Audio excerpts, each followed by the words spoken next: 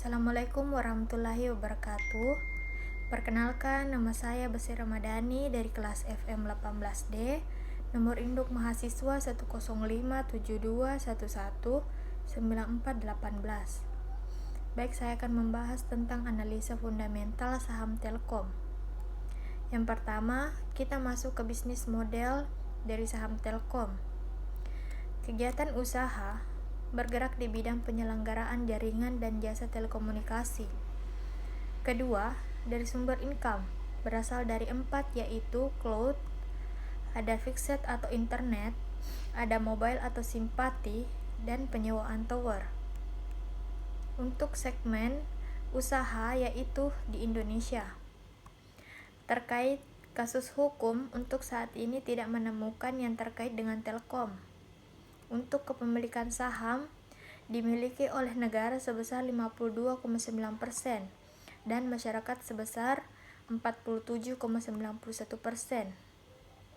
Dan untuk dari segi pendapatan, secara seluruhnya mengalami penurunan 0,9%. Dan diasumsikan pada kloter keempat memiliki kinerja yang sama pada kloter pertama, maka pada sampai akhir tahun akan mengalami penurunan dari segi pendapatan sebesar 0,7%. Untuk dari segi net profit mengalami kenaikan tersebut sebesar 1,7%. Dan diasumsikan pada kloter keempat memiliki kinerja yang sama pada kloter pertama, maka pada sampai akhir tahun akan mengalami kenaikan sebesar 15,4%. Kemudian dari segi asetnya mengalami kenaikan tersebut sebesar 4,4%. Untuk dari hutang juga mengalami kenaikan tersebut sebesar 3,1%. Dari segi modal juga mengalami kenaikan tersebut sebesar 5,8%. Dan ini merupakan summary dari laporan keuangan dari tahun 2017 sampai 2021. Di sini saya akan membahas rasio keuangannya. Yang pertama adalah net profit margin. Untuk tahun 2021 net profit margin sebesar 17,70% dan mengalami kenaikan dari tahun sebelumnya. Dan untuk diambil rata-ratanya sekitar 15% untuk NPM dari Telkom ini. Dan untuk dari segi EPS 242 dan membuat pernya di 12,68. Di sini juga merupakan per yang paling rendah dari Telkom semenjak 2017 sampai 2021. Di 2021 ini merupakan yang paling rendah. Dan untuk dari segi value sekarang sebesar 1.290.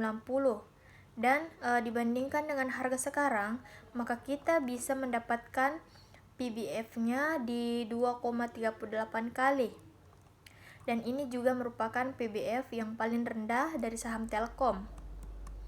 Dan untuk dari segi DER-nya di 1,2 kali, dan ini DER-nya sudah di atas 1 dibandingkan dengan tahun-tahun sebelumnya, yang dimana untuk DER dari Telkom ini di atas 1 di 2020. Dan untuk dari segi ROE di 18,78%. Jadi ini yang paling sangat tinggi dari tahun-tahun sebelumnya. Dan ROA di 9,31%. Dan untuk harga sahamnya sebesar 3.070. Dan dari analisa fundamental nilai intrinsic value-nya sebesar 3.000 dan memiliki margin efektif sebesar 2%.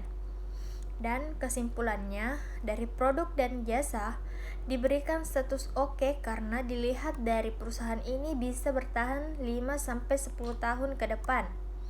Untuk GCG diberikan status oke karena tidak memiliki kasus hukum. Dan yang kedua yaitu memiliki pemegang saham mayoritas. Dan untuk revenue dan net profit diberikan status oke karena mengalami kenaikan. Dan untuk dari segi aset diberikan status oke karena mengalami kenaikan. Dan untuk Liberty diberi status oke karena DER-nya di atas 1.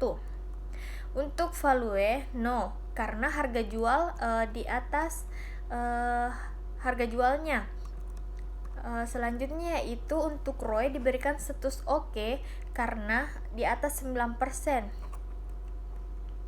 Dan untuk margin no safety diberikan status no karena negatif. Untuk dividen diberikan status oke karena selama 5 tahun terakhir masih Royal memberikan dividen kepada investornya.